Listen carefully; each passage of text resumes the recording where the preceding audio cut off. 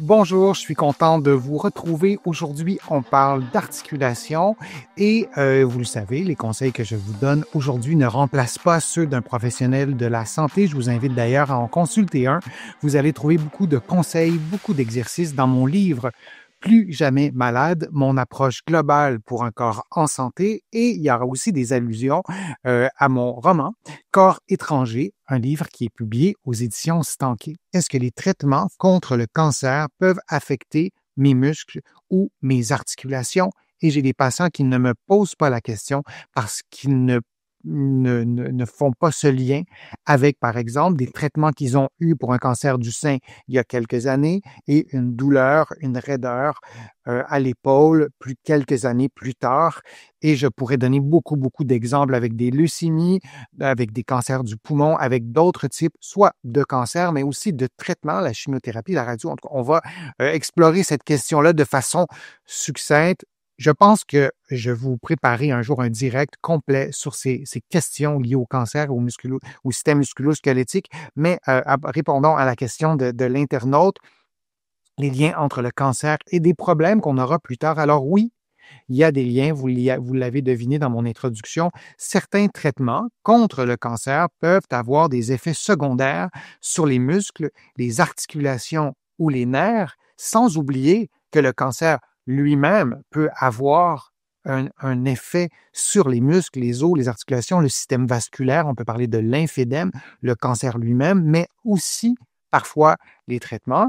Donc ça, c'est une partie de la réponse. Et la deuxième partie de la réponse, oui. Donc, encore une fois, c'est le cas de la chimiothérapie, ou ça peut être le cas de la chimiothérapie, de la radiothérapie, l'hormonothérapie, du moins chez certaines personnes. Il y aurait beaucoup de nuances à apporter. Vous le devinez, il y a plusieurs types de cancers, il y a plusieurs régions qui peuvent être atteintes d'un cancer, et même pour un même cancer, il y a plusieurs sous-types de cancer. Il y a plusieurs traitements, donc vraiment, les combinaisons sont presque infinies, mais oui, il peut y avoir des liens. Et je vous le disais, donc dans mon roman, ce personnage d'Émilie, et pour elle, la chimiothérapie a altéré sa proprioception, soit sa capacité à percevoir la position exacte de son corps dans l'espace. Et parfois, elle le dit dans le roman, en fait, je lui fais dire dans le roman, c'est comme si son corps lui était étranger.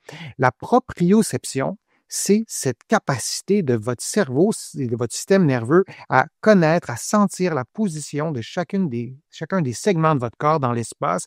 Donc, si moi je levais votre bras, vous avez les yeux fermés, vous sauriez comment j'ai placé votre bras.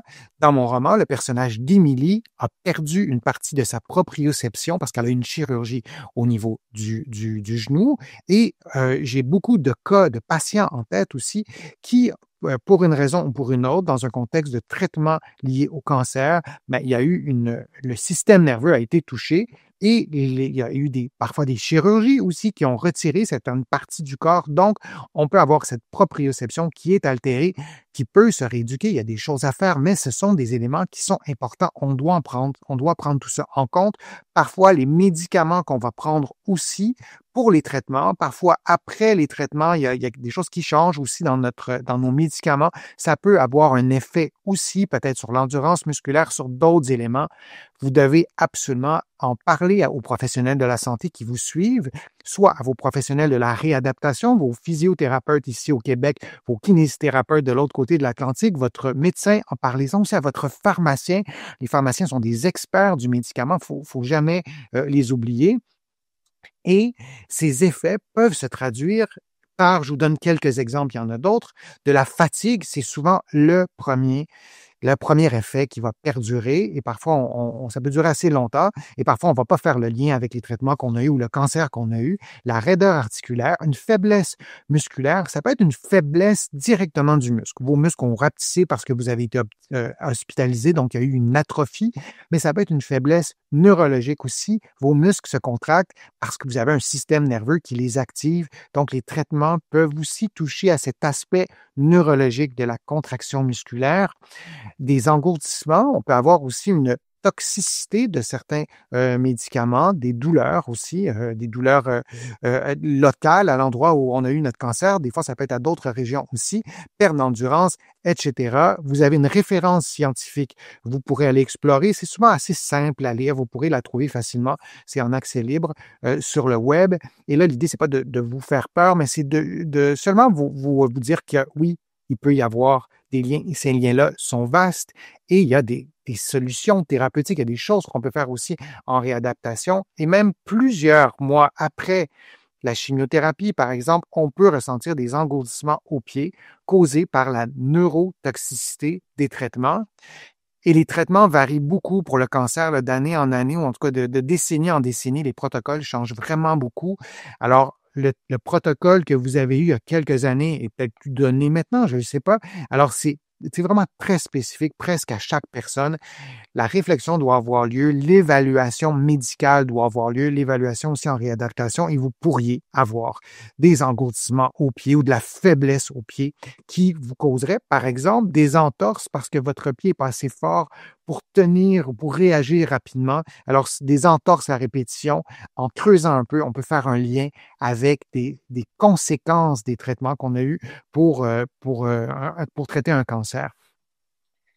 En physiothérapie ou en kinésithérapie, on peut travailler l'équilibre, la proprioception, je vous en parlais, la force aussi pour limiter les pertes fonctionnelles et prévenir les chutes. Je vous donnais l'exemple de la cheville, mais ça peut être du membre inférieur au complet et du tronc. Il est possible d'atténuer plusieurs de ces symptômes avec des interventions adaptées à la condition actuelle, votre condition actuelle, mais aussi, comme je le disais, au protocole de traitement que vous avez eu dans le passé.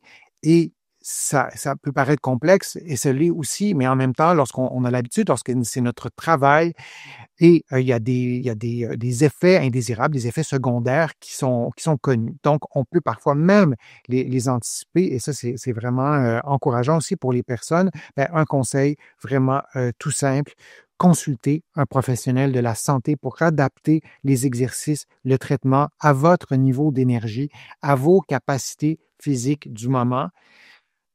La fatigue, c'est un élément qui est parfois difficile à mesurer, ça ne paraît pas.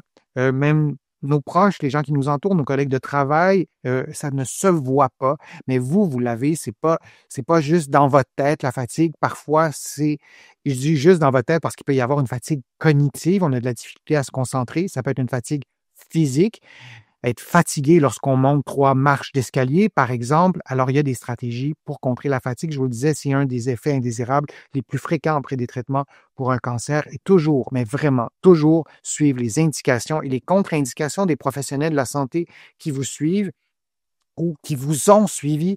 Vous êtes plusieurs à me poser des questions sur le web dans un contexte de chirurgie, dans un contexte de cancer aussi, et je vous réponds toujours ça. Vous devez d'abord demander les indications et les contre-indications aux professionnels de la santé qui vous ont suivi et ne suivez surtout pas les recommandations de quelqu'un qui ne vous a pas évalué. Ce ne sont pas des recommandations que vous pouvez suivre, surtout dans un contexte où il y a eu des traitements pour un cancer. Ça, c'est vraiment important. Et un autre élément aussi qui est intéressant, type d'exercice à connaître. Il y a des exercices posturaux, il y a des exercices de mobilité, il y a des exercices de résistance et des exercices cardiovasculaires, il y en a d'autres, mais dans un programme de rééducation après avoir été traité pour un cancer, on doit envisager ces différents types d'exercices. Je ne vous dis pas de les faire tous la même journée pendant 7 jours par semaine, mais on doit y réfléchir, on doit mettre ça dans la grande réflexion en équipe, souvent avec nos professionnels de la santé pour voir par où on commence. Par exemple, lorsqu'on fait des exercices de résistance, lorsqu'on construit sa masse musculaire, ça peut nous aider même dans un contexte de fatigue, une fatigue qui est secondaire à des traitements pour le cancer. Alors, c'est quelques pistes de réflexion lorsqu'on est traité pour un cancer. Il peut y avoir des séquelles ou des effets indésirables musculo-squelettiques, respiratoires, neurologiques qu'on peut traiter en réadaptation, en physiothérapie ou en kinésithérapie de l'autre côté de l'Atlantique. Et c'est vraiment très utile de le savoir et ça peut vous aider vraiment beaucoup. Je vous remercie d'avoir été présent. Je vous remercie de vos questions. Je vous remercie de votre participation, de vos commentaires sur les réseaux sociaux. Je vous lis tous. J'essaie de répondre à un maximum de commentaires, mais je me sers de vos questions entre autres, pour amorcer de nouveaux contenus sur ma chaîne. Merci aussi de vos contributions. Vous le savez, sans elles, je ne pourrais pas vous produire autant de nouveaux contenus.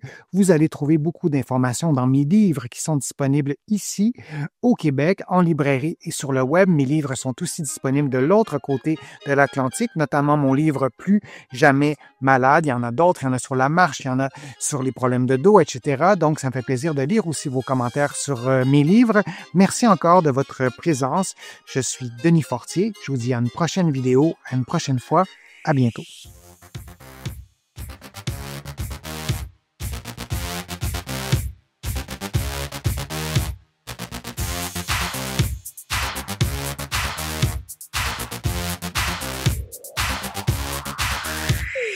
Shh.